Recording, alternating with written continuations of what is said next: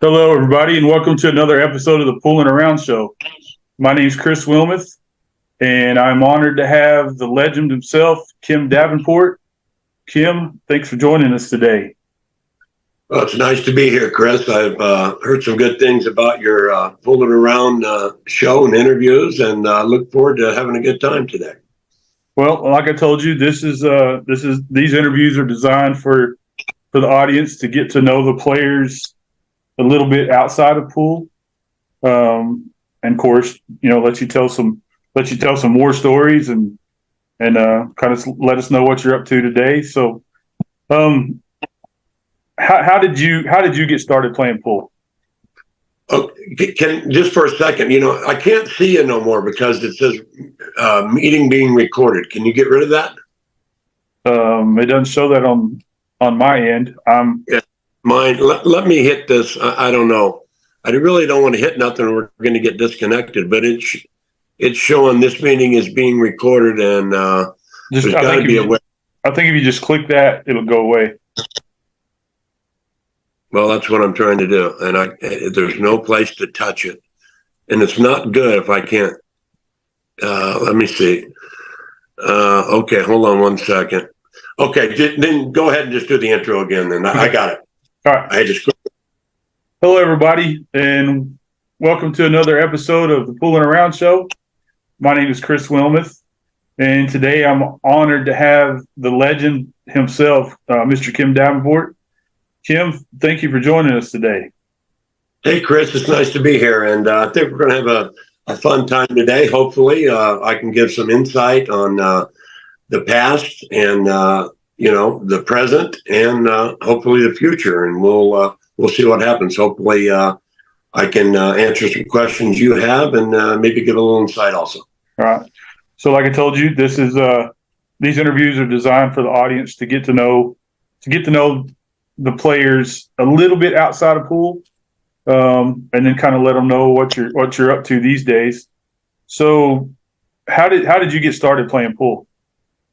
Wow, that's a long time ago. I was around 10 years old, and I was in a town called Ceres, California, and all the other guys were out playing baseball and running around and doing what 10-year-olds do, and I stumbled into the pool room downtown one day, and I had to get a note from my mother to go in and all this stuff. And immediately, when I first picked up a cue, it was like it was made in my hand, and it wasn't but maybe a week later or 2 weeks later that I was actually beating a lot of the men that was in there, because there wasn't too many kids in there, but I had my mother said, okay, well, I'll let you go. You've been a pretty good kid. So, and that's how it basically started. And then I played until I was about 14. And when I was about 14 and a half and got into high school, and I quit for about 4 years. So I actually didn't play at all from like 14 and a half to 18. And, and then it kind of took off from there. So when did the moment hit you where you thought, hey, I can do this for a living? Excuse me one second. Really, that didn't happen until I was probably 20, I would say, because I started going back into the pool when I was 18. And, I had not even, I was just up in Modesto one day. It was a bigger town than Ceres. And I just stumbled into the room, and they were in there playing and gambling. And I thought to myself, well, I used to do that when I was a kid. And basically started playing and losing, of course, because it was just like I hadn't played in years. And it was probably, I had a job at the time. And it was probably a year after I started going into that billiard room that I really started beating everybody around Modesto. And then another year later, I was beating everybody in Northern California and Sacramento. And I figured at that time, and I was winning a few tournaments, state tournaments, when I was about 21, 22. And then I figured about that time that it's time to go to LA and try Keith McCready on. I had heard about Keith down there, and I wish I hadn't have done that because he absolutely just robbed me. Keith at that time, I believe this was 79, maybe something like 70. It's been so long ago, 79 or 78, but nobody would play Keith at that time. He was absolutely, he scared everybody to death. I mean, nobody would play him. It didn't matter if it was, Siegel was playing really good then, but and Earl was still kind of young, but nobody would play Keith. For about 3 years, he was almost unbeatable playing 9-ball on a big table and a bar table. And then, then after he had beaten me, I went back home with my tail tucked between my legs, and I worked one more summer, and I said, that's it. I'm going on the road. I'm getting out of here, and I'm going to learn to play pool. And I took off by myself. And next thing I know, I was in Houston, Texas. And then after that, I went to, I stayed with Cornbread Red for about a week up in Michigan. That was nice. Went into the rack and played a guy named Pittsburgh John, but I was so young and I was so intimidated about going in there, and he wound up beating me. It was I just played horrible, but that's what you do. That's kind of the pool players' actual schooling, or college, whatever you say. I mean, I actually wish I would have went to college. I think it would have been not so much learning more about pool, but it would just, I think every player or every young kid or all the kids out there should aspire to go to college. That's what I'm trying to say to you. Right. But after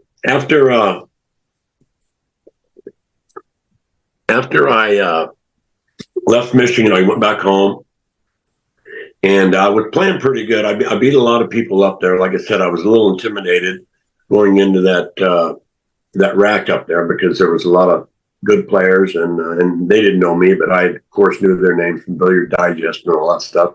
Then went back to Houston and stayed in Houston for about 2 years, basically gambling, learning my trade and doing this and doing that. And I remember I was looking for Earl. I went looking for Earl, and man, I found him, and we didn't play. I wanted to play him, but somehow we wound up having a few beers, and we became lifelong friends. We still talk to each other, and that was pretty cool. And him and I have never gambled at all on the pool table. So in California, wasn't Don Watson from out there? I believe he was before me, but I think he was up in Portland. I think it was Portland Don. I think he was from Portland, Oregon. Yeah, and I think that's going way back to 50s and 60s maybe, and into the 70s. Well, I remember we done an interview with Kent Taylor here a while back, and he was telling us about Don Watson. And so did you ever have or have any pro sponsors? Yeah. When I started playing in 1985 regularly on tour, it was the Men's Professional Billiard Association. It was basically, we were still like a bunch of gypsies running around from tournament to tournament to tournament, and but it was, what it was called was the Men's Professional Billiard Association, and that's in '85 I started playing, and I had True Tip was my first sponsor. It was you put on your cue and it rounds your tip, and it worked very well. And at that time it wasn't a lot of money, but it was something.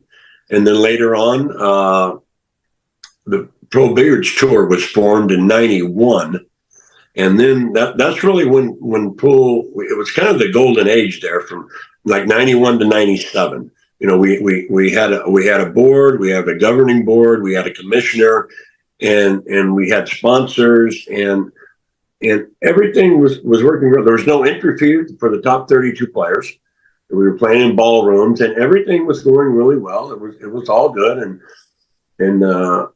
then I picked up another sponsor. You remember George? It's George Hughes and Cases. Yeah. I believe it was Baton Rouge, Louisiana. Mm-hmm. Yeah. And then in the early '90s, I created a game called Target Pool. I remember that. And what I'm doing now, it's it's not an offshoot. It is kind of an offshoot, but I'm creating another game that's called Stroke Zone, and it's instructional, and it's for tournament format play, and because I think things are changing. I've talked to a lot of people, a lot of the players. Even I just did the commentary up in Norfolk, Virginia, for the International Open. Yeah. Myself, Mike Siegel, and Mark Wilson did the commentary up there. And I had talked to the players, and even the players from the past, and this is the players of the present. And they seemed always, well, the break, this guy breaks and he gets a shot, and I break and I don't get a shot. He takes this, I make a great save. He takes this little cue out and jumps over it. He does this, he does that. So there's still a lot of, I would have to say, they're happy to play pool, but it just doesn't seem like that. They don't see no fairness in it, I guess, what you're saying. One guy's luckier than this guy, or, and it is alternate break, which does help a little bit. But what Stroke Zone is, it's just the essence of pool. It's the cue ball and it's the object ball. And that's all that any game that you play, that's all you're focused on, is the object ball and the cue ball. And then you have the zone, which is, we call it the zone. You can call it a target or whatever you want. And it's set up by positioning on the diamonds around the table. And the coordinates are set and they're laid. And you set the ball down, just kind of like target pull, the ball down with the cue ball down. And you just concentrate on making the ball. And then, your cue ball has to go either 1, 2, 3, 4, 5, or 6 rails and get onto the zone. And it seemed like we did a test run down in Fort Myers. And it seemed like that the people who were there that were watching it, they were like, the cue ball's going 2 rails and it's coming around out of the corner. And it seemed like the ball took forever to get to the zone. But once it got in the zone, and then if it was in the bullseye, then it was really like exciting to them. But I'm not saying 3 ball or 10 ball. We're not trying to replace that at the Pro Billiards Tour. I just think this game here, and once the pros play it, and in 2024, I really believe they're going to be playing it. We are going to have some tournaments. And I think it's better for TV only because there's 2 goals. The first goal is to make that ball. And they're not easy shots either, but these great players, they shouldn't have no problem. And second is making that cue ball do what you want with it, making it go around 2 rails or 1 rail or 3 rails, and getting in, if you get in the actual red zone, that's a higher point than the white and the blue.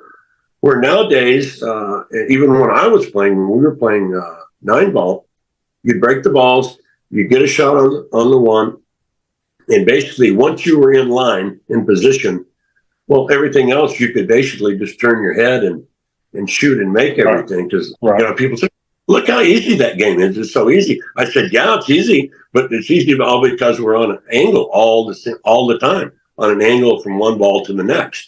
So I think it's going to be a very exciting game. I really do, and I'm looking forward to it. And I think even television, I think will enjoy this only because, like I said, it's the object, the cue, and then the zone.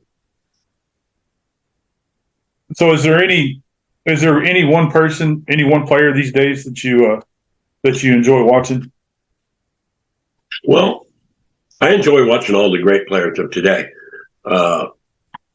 Jason Shaw, of course, and Gorsh, and David Alcadia from Spain, and Yap. Mr. Yap just won the tournament at the International.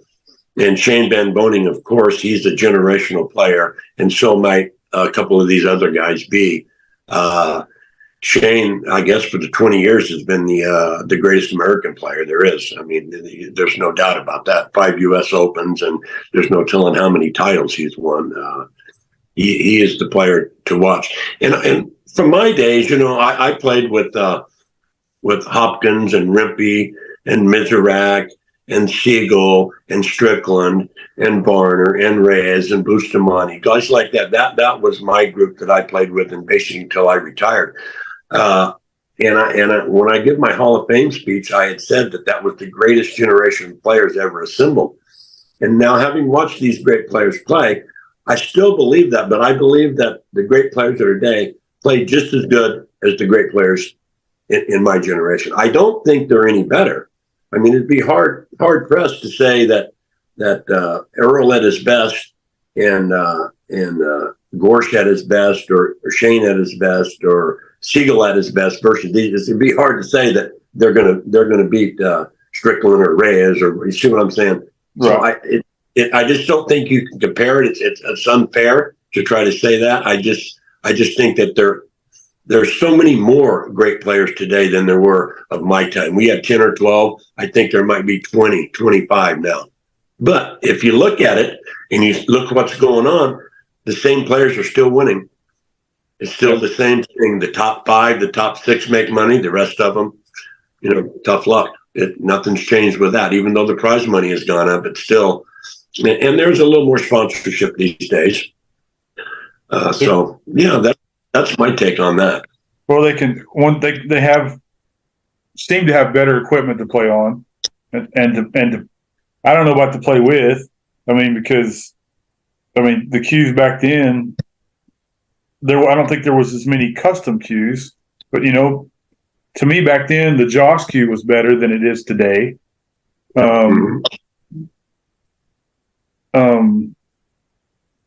Sean's been around for a long time, and I would almost for a production cue, I would say it hits just as good as any custom cue does. But I mean that's just me.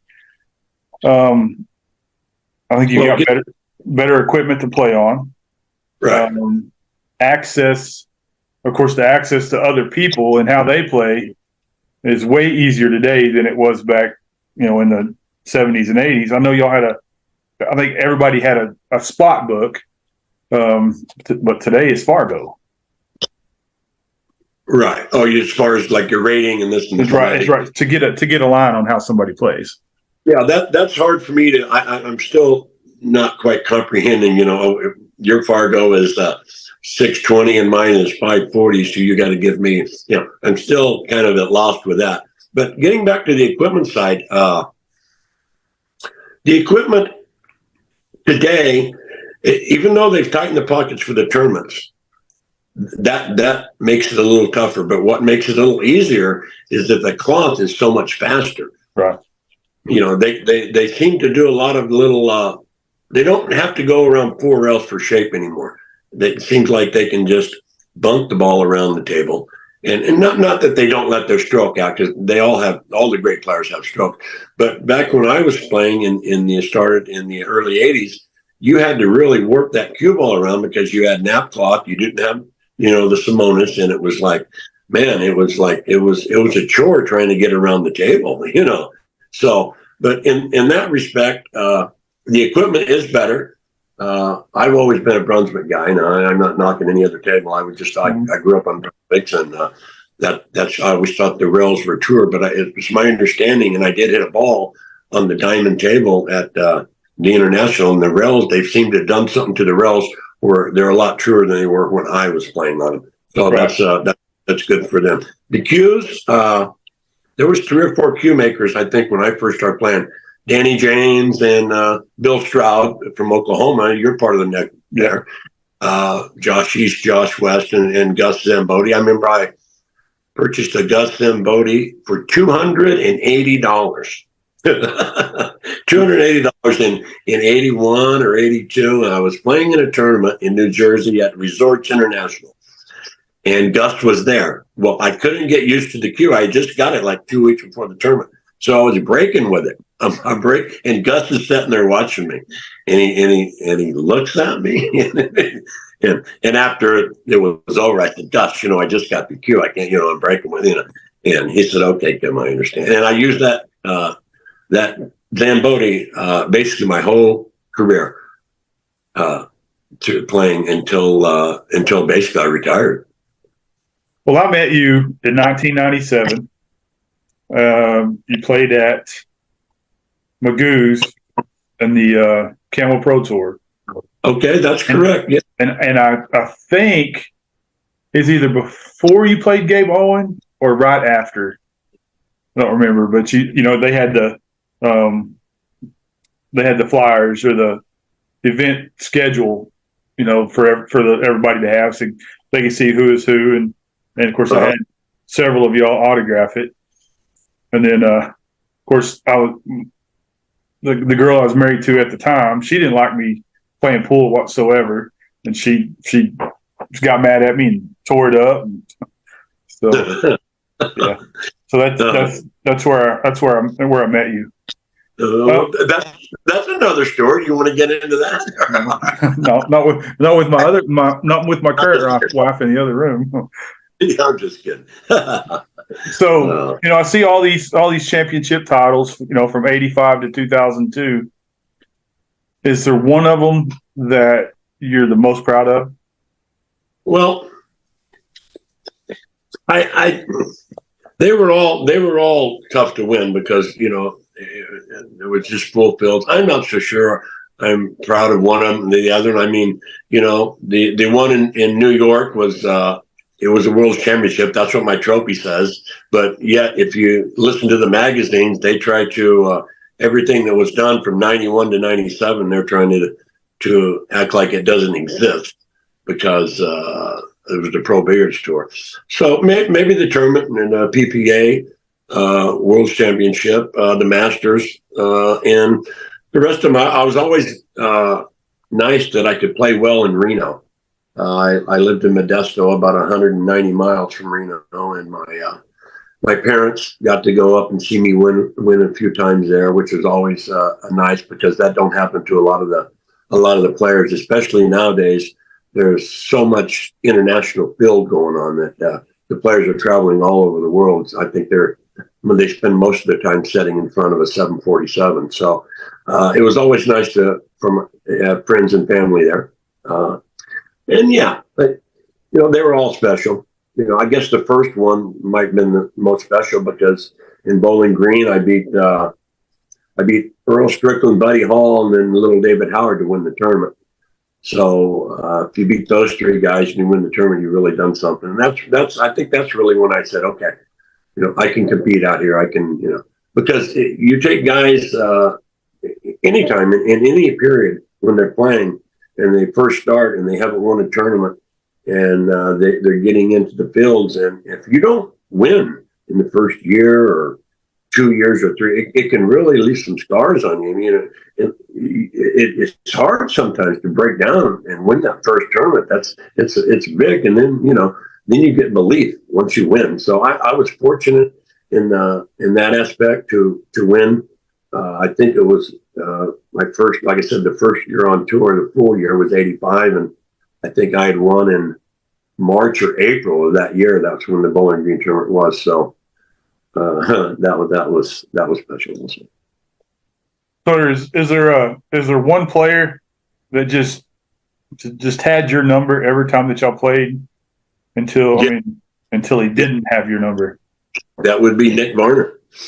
Nick and I played in the finals. If I had to guess, I don't really know for sure. I keep all the stuff that happened, but I would say we probably played in the finals 9 times, 9 times, and I beat him once. I beat him in the Greensboro Open. He just seemed to, I don't know what it was. Well, I know what it was. Nick was a great player. I mean, right. I'm not nothing away from him. There was a couple of times I probably should have won, but that's just neither here nor there. If you don't win, you don't win. And there's a couple of times that maybe I won tournaments that I shouldn't have won. It just happens. You have to, the fate has to follow you somewhere, and you have to be fortunate enough to get the rolls to it, because you have to have a little bit of luck. You can't take all the luck out of the game. It's just impossible because there's luck in every game. But Nick Varner, he was always a toughie. And Earl, I always seemed to do pretty well with Earl. I think we had played in the finals 5 times. I beat him twice. He beat me 3 times. I remember one time we were playing in Los Angeles. I'll never forget this. We're playing, and it's the Willie Mosconi Open in Hard Times in Los Angeles. I want to say 91 or 92. The score is 5-5.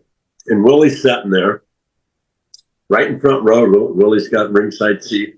And I don't think Willie really liked nine ball a lot. You know, he's a straight bull guy. You know, I call him the GOAT. I still say he's the greatest of all time. But Earl ran 6 and out on me and beat me 11-5, and looked over, and Willie was asleep. Willie was asleep, and Earl looked at me and says, "Kim, do you believe that?" I says, "No, I don't believe what I just seen, but you know, I guess I can believe Willie's asleep." You know, Willie was probably 75 or 80 at the time, but I thought that was kind of cute. Earl was like, "Oh, I can't believe that. He missed all those runouts." So if some young kid or aspiring pool player come up to you and ask you what he should practice the most, what would you tell him or her? Practice the most. I always, for myself, I always practice the shots that when I was in a tournament that I didn't fare well with.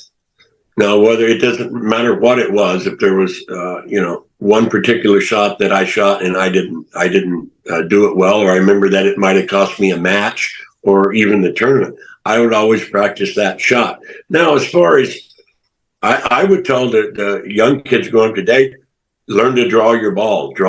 When we were playing, and still today, draw the ball, because you can draw the ball, you can control it more. You know, you always want to draw it and use your rails. Get your rails down, because you control the cue ball off of the rails. You know, your cue ball goes 2 rails and out. You can control the speed of the ball a lot better than if you just shoot the object ball in and roll it 1 rail and try to roll all the way back up table.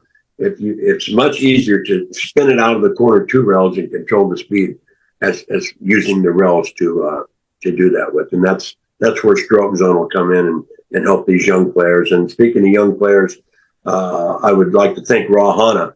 I was when I was in Norfolk up there. He's doing a great job with the juniors, and boy, I hope he can keep it up. And we're going to try to help him as much as we can at the Pro Baby Store. Yeah, I've been watching some of them juniors at Sophia Mast and Savannah Easton. Yes, they're going to be tough. And we interviewed April Larson yesterday, and man, that girl can play. I mean, now she's not a junior anymore, but that girl can play. Yeah, Savannah beat. We were just talking about it. I was just there, and I watched the whole thing. In the girls up at the International, Sophia beat Savannah in the finals. Yeah.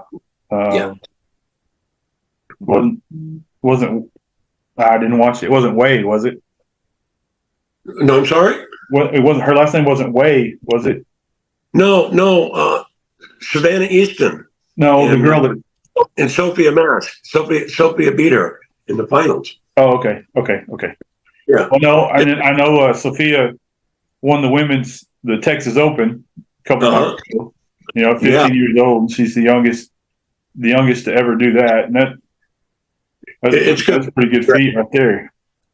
Yeah, it's going to be great, and we really need to kind of covet these young players of today, because you know, they need to go in the right direction. And again, stay in school, get your education, no matter what you do with pool. Right. But I would say that, you know, the strongest form of motivation is encouragement.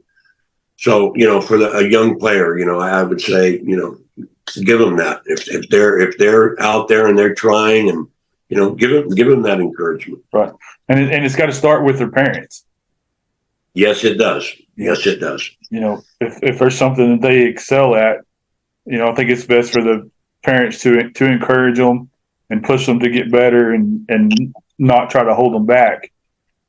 Especially, that's true. Especially if they're doing something positive. You know, yes. Those two girls, you know, they're role models. I mean, already. Oh yes. Well, they have the internet to go by now. I mean, they're like, I don't want to say internet stars, but for pool they are. I mean, you know, they're on their own. And they know how to promote themselves. Yes, they do. And something happened a while back. Let me have a drink of water here. something happened a while back. One of the girls that I can't remember what happened yesterday, but anyway, was posting a lot on about, I just played a match and I won 7-5, and now I've got to go play. And, and then I posted something back, and I says, there's enough pressure. I was just trying to give her a little feedback. There's enough pressure on you having to go out there and play a match. And I just said, maybe you could just slow down a little bit about your next match that's coming up. And, because there's enough pressure already built up. She's just adding more pressure to it. Right. So that would still be my advice to the young players of today, is just slow down a little bit. Oh, I've got to play this guy next, and he's beat me the last 3 times. And, you don't need that added pressure. My Do you think the sport is bigger today than it was when you were playing? Well, bigger. It's most definitely bigger. It's most definitely gone global, and it's never going to change. Pool is global now, and it's going to stay that way. Now it's bigger in prize money. It's bigger in this, but still the players do not have. It's basically the producer's show. The producers, Matchroom or Predator or whoever, it's their show. They say we play with this chalk, maybe not the chalk, but we play with these balls, we play with this cloth, we play with this table. This is where we play. This is what time we play. Where when I was playing, we had a board of members and the players owned the Pro Billiard store, and we decided basically, okay, we want to play on this equipment, we want to play on that equipment, we want to do this, we want to do that, and we decided. Nowadays, it's just, and it's been that way for a long time, that the promoters decide, and hey, that's just the way it is. So, what's one thing that could make pool better today? I know there's several things, but like this beef between the WPA and Matchroom. Okay, they could, if they're both wanting pool to grow, they should come together and make it grow instead of. Yeah, I agree with that, and I'm not going to get too much into politics because I don't want to go there. I'm basically been out of the game too long, but for it to grow, I don't know. It seems like everything now is more streaming than television. You don't ever see anything on Fox Sports or Prime Sports or ESPN anymore about pool. It's all, I guess, you go on the internet and pay, and that's where it's at. So the only audience that you're reaching is inside the pool industry itself. Right. So you have to, for it to grow, for it to get mainstream, you have to reach out. You have to get outside of your own niche. And that's my belief anyway. And the players have to form a union and be strong, because they're the show, and right. And they're the attraction. They're the attraction. No, I understand that the promoter and the producer is putting up money for them to do. Believe me, on the back end, they're making plenty of money. So, it's like any other sport. Without the players, there's nothing. Without the players, there's nothing. Right. And I guess if the number one answer would be money. I mean, if somebody had $100 million, could they make pool bigger than it is now? Of course. So. Yeah.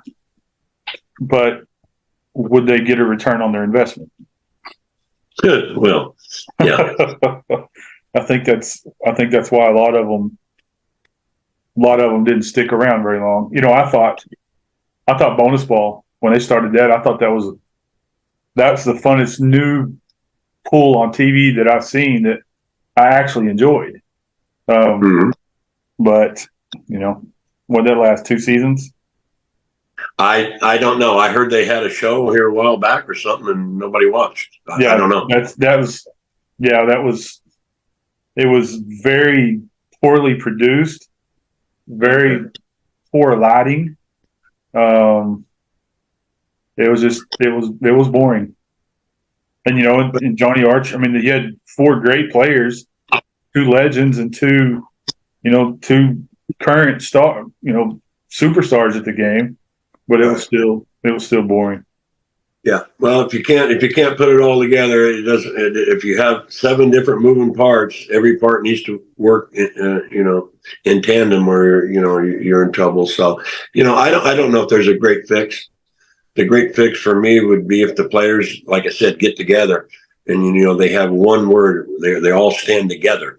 That's where I think it's big. And I think they could grow from there. And these people have to understand. I know when we formed the Pro Bears Tour in '91, there was a lot of people that didn't like it. We made a deal with Simonis. We actually brought Simonis up to the level that it's at today. We made them, they paid us a royalty on every single cloth they sold, and we played on it for those 7 years. And by the time those 7 years are over, there wasn't no more cloth. It was just Simonis, and that was it, basically. Mm-hmm. And it seems like it's that way today.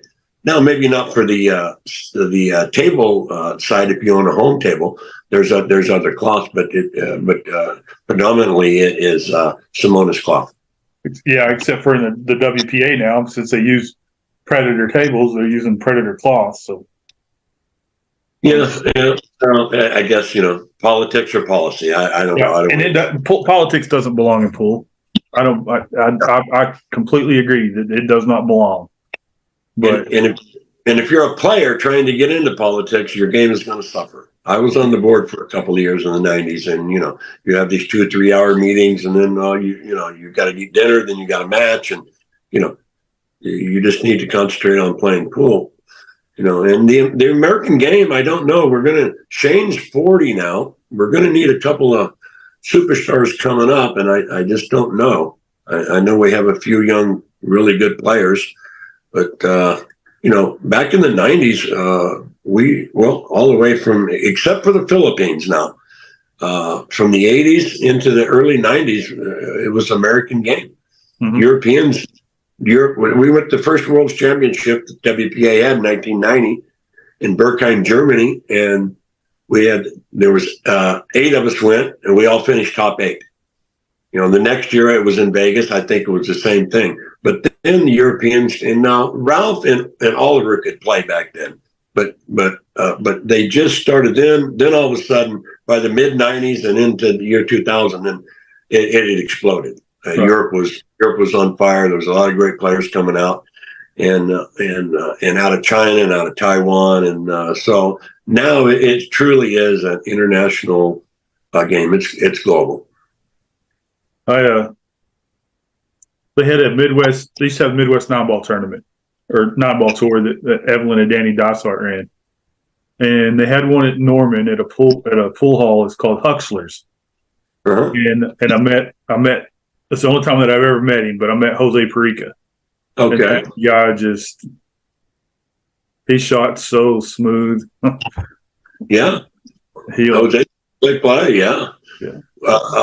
One of a long list of great players out of the Philippines was mm-hmm. Jose.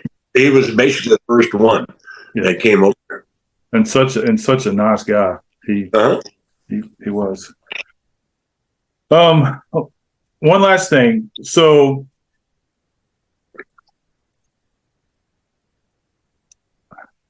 my whole train of thought just left. I hate that. I just turned 50, and everything just going downhill now. Well, you get 68 and see what happens to you. Yeah. Well, what's one bit of advice you'd want to leave the audience before we go, and we'll wrap it up. Okay. Some words of wisdom. Words of wisdom. Stroke zone. Remember that. That's coming. We're going to do it. The Moscone Cup. We didn't really touch on the Moscone Cup. Okay. I would say to the players playing today, just the American players, do not let the anticipation, because it's growing now, don't let the anticipation be greater than the conquest. Just remember that. And you have to be on your game when you're there. You have to play your best when you're at the Moscone Cup. It's not like a tournament. There's more pressure on the Moscone Cup than there is any other tournament. So I'm pulling for the American team to win. And this is where I wish that that if you're playing at home, you get to choose how you play the ball, the cloth, to this or that. Now they're not playing at home, but when they come back, because they changed it. I played 97, 98, 99, and then they changed the rules, I think 5 or 6 years later, and it helped out the Europeans. Well, they've yet to change the rules back to help out the Americans after we've lost so many years. But I would say, just like I said, don't let the anticipation be greater than the conquest. And good luck to you out there, the Stony Cup boys coming up. All right, guys. I want to thank y'all for joining us. I want to thank Kim for joining us. I really enjoyed it. If y'all enjoy content like this, please hit that subscribe button right down below. Give us a thumbs up and leave a comment and let us know how we're doing. And we'll see y'all next time on the Pooling Around Show. Kim, thank you. Thank you very much. See you later. See you down the road. Go USA. Yep.